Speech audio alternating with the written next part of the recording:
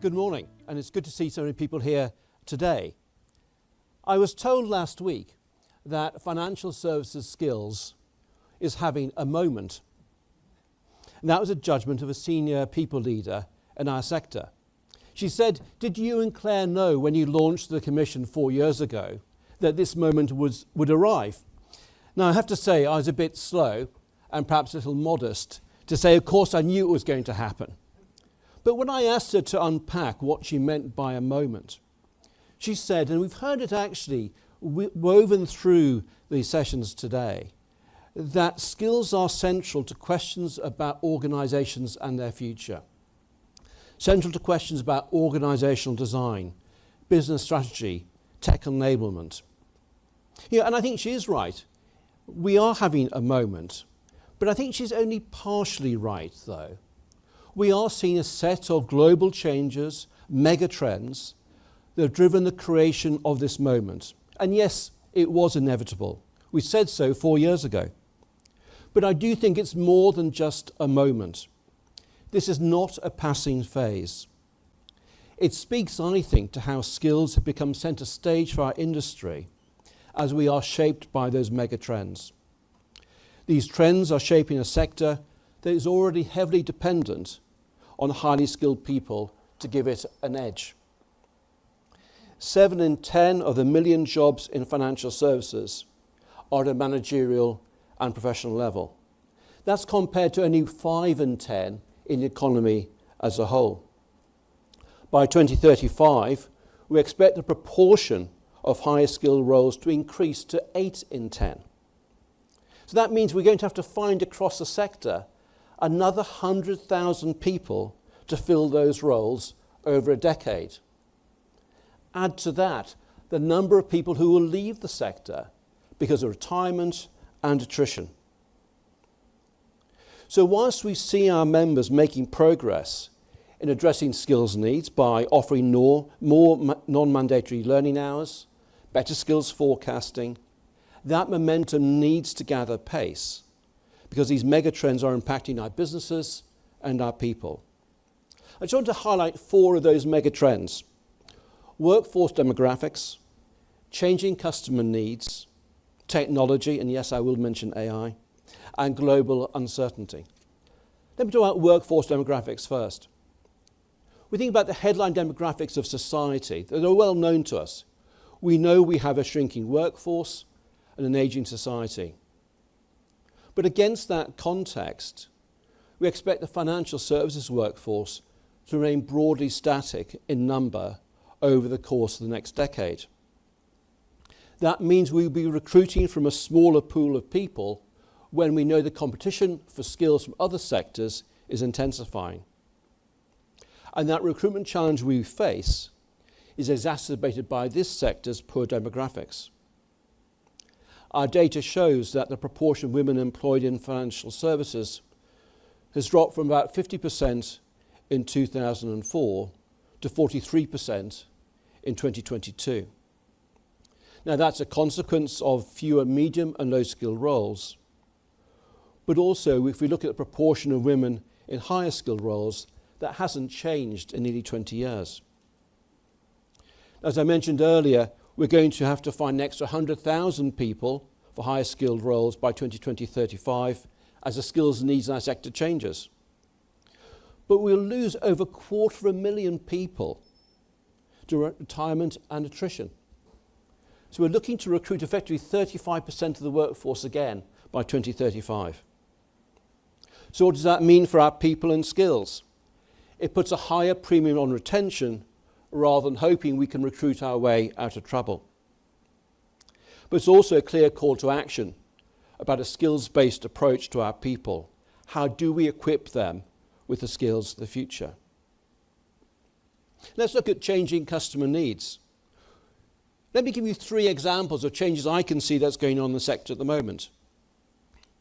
Demand for advice and guidance will increase as wealth across society grows. And as responsibility for managing the accumulation and decumulation phases of our retirement shifts from state and employer to household and individual. Our experience and expectations of what our digital experience will look like in financial services is only increasing, and yet incumbents are struggling with outdated but expensive tech stacks.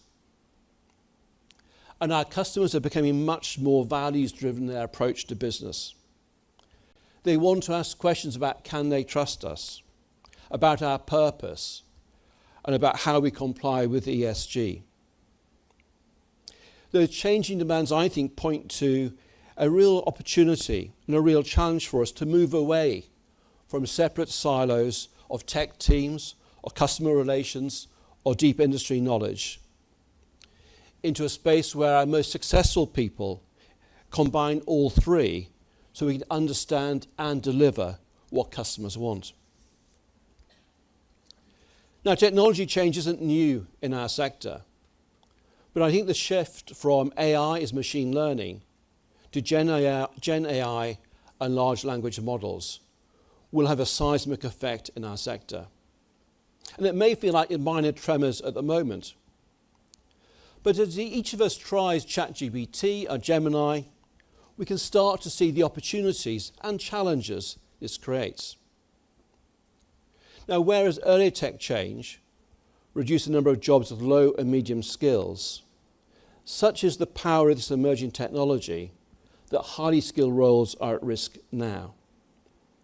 Now, while the details are unclear, there is a widespread acceptance that the knowledge, skills, and capabilities we need from our people will have to change. Our work suggests that skills such as critical thinking, empathy, and problem solving will become more important as we manage the opportunities that tech change presents.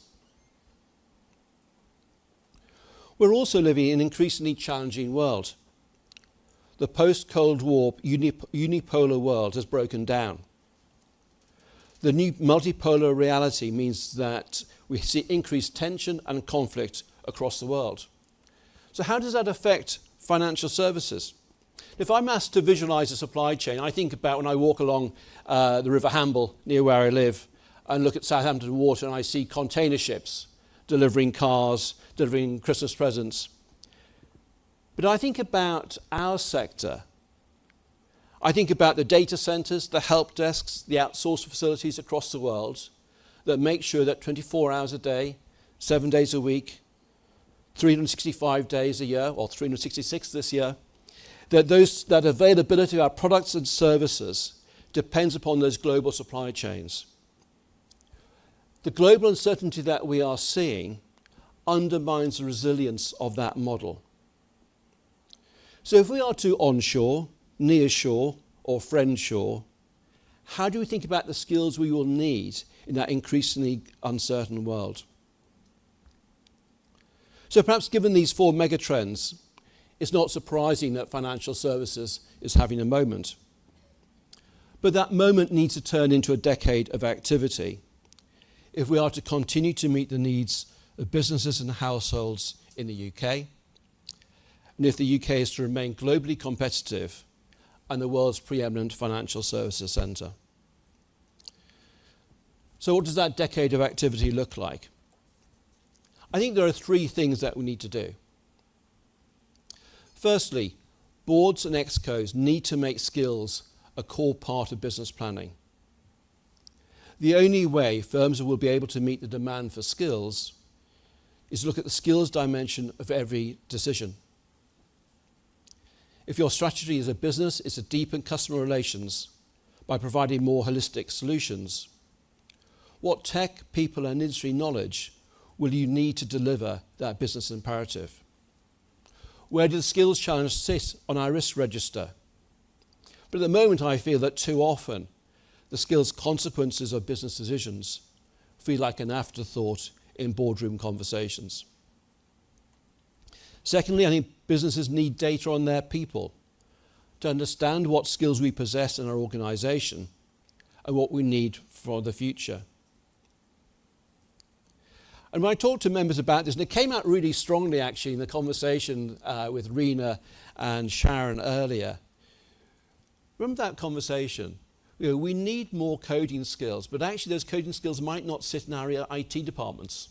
that may sit across the organisation. Unless we collect that data on our people and their skills, then actually we won't know what skills we already have in the organisation, and therefore what can we build upon.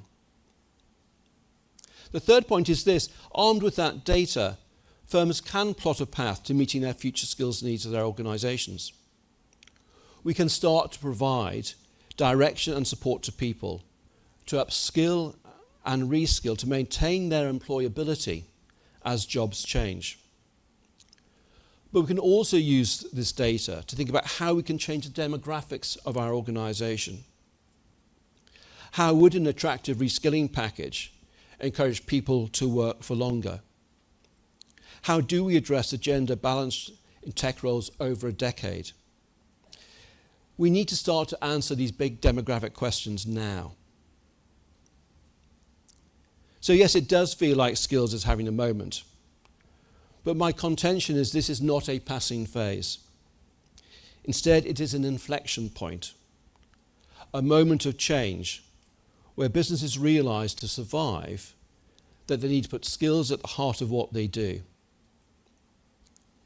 Now, the scale of the challenge is such that no one firm can do this by themselves.